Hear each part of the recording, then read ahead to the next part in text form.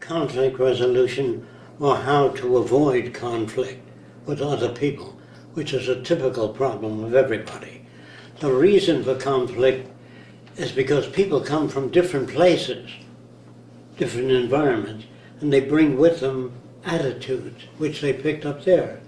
So merely commanding another person, saying to another person, you ought not to think the way you think, does not alter the behavior.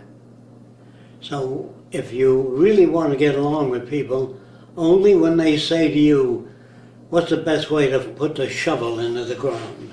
Use your foot. It's easier. But if they don't ask you, let it go. The best way to avoid conflict is not to superimpose your values, even though they're better than the other person's values. Like Roxanne may like cats. I don't like cats in the house because I feel that they're dirty and all that. But anyway, the question is, how much do I like Roxanne? You know what I mean? If she doesn't mean that much to me, I say the cats go or I'll go. All right. When you deal with people, whatever their views are, unless they say to you, what do you think of my views? Then you can give your opinion. Like sometimes Joel may feel that his boss is not correct in his values. If you were to confront him with saner values, he would not understand it. He would resent it too because it's a put down. Do you know what I mean? So when you meet people, they tell you what their values are by the way they speak, the way they talk about different things. Unless they say to you, what do you think of my values? Then you open up. Well, what do you think of the way I use a paintbrush? If they say to you, that's no way to use a paintbrush, that doesn't tell you how. You wipe it on the can or whatever it is, you can tell them. Very few people, unless they're going to school to study aviation mechanics, they go there to learn what this guy has to say. But if one of the students tell them something, they would feel put down. The student says, well, what you don't understand is the mechanics of a piston engine. That's a put down because the student is telling that. If the instructor told him that, he went there to study plumbing or art or music. So you listen to an instructor. You're there to learn what they have to tell you. But when you meet ordinary people, if Roxanne, say, is working in something, and it's very important to her, and it's a phone call, which detracts her away from that, and she may go back and not continue along the lines. But if you say, hey, you should continue along the lines you're working at, unless she said, Christ, I'm terribly disorganized, what do you suggest I do? Then you write 1, 2, 3, 4, 5. And she says, I don't like 4 and 5. But don't argue with her. If she says, I'm not sure of 4 and 5, then you can instruct her. The language tells you whether a person wants to hear more or know more. Anything you say is a put down to normal people. If it improves, if it's overseeing the other person's shortcomings. If another person has shortcomings, you work with those shortcomings, unless they say, how are you able to accomplish 4 films a day and I can only do 1? Then you can say, because you clean out, you bake the oven, and then you water the lawn, then you go back to your job. You have to stay with each system. Do you understand what I mean? If you get out to do a bridge, and in the meantime you water the roses and trim trees, a lot of things remain half done. I don't say you do that.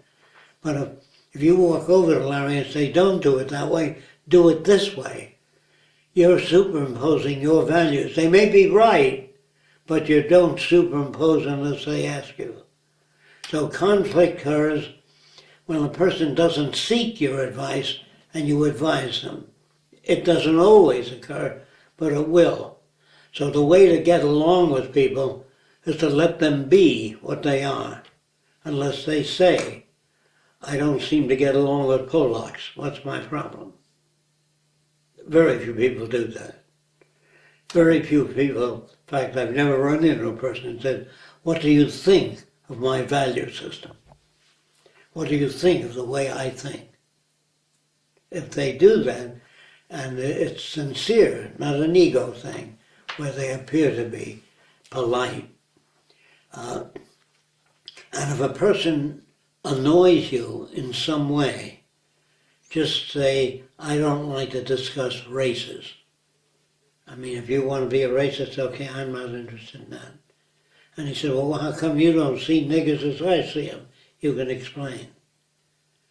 But if he says, well, God damn it, that's the way I feel, let him talk. Or discharge him if you hired him. You don't want to hear that. We hired a guy. There was a black man up on a pole working on an antenna. And the guy says, I need some rope. He says, tie it around your neck. If you fall, you'll hang yourself. You know, he thought that was appropriate for the black guy. We never hired him again because he was too low grade. To undo that, you have to undo his whole life. And either you hire a guy to put up an antenna or you work on his whole life. Your question is, how different is the person's background than yours? And does the person seek information? And if they did, don't feel like you're instructing them. If you come over and say, Larry, that's no way to use paint remover. Best thing to do is say, I used to do it that way, then some other guy told me another way. They don't like personal criticism coming from you. I don't get involved in that kind of discussion because it can't go anywhere unless the person says, what do you think of the goddamn Mexicans coming in this country? I think the same way about the unloyal Americans that don't appreciate this country, instead of attacking the Spanish people. Say, I find Americans, some of them, to be very offensive, and some to be okay. But you need not get on to the Spaniards, because he has a fixed view of Spaniards. You say there are plenty of Americans that are subversive. He would agree with you as a rule. If he said, well, I never found an American, then get off.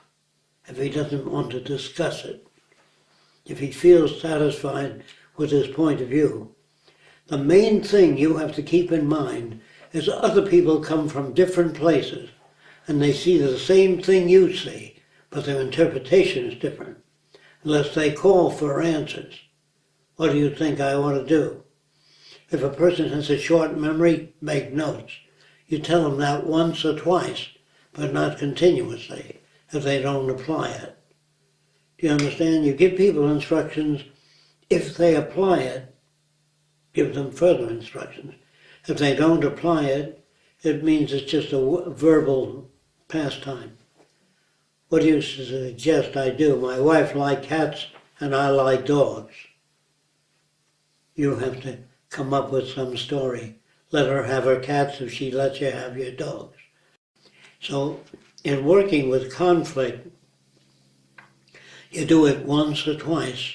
You say, it seems to me if you held the drill this way, and first it would work better.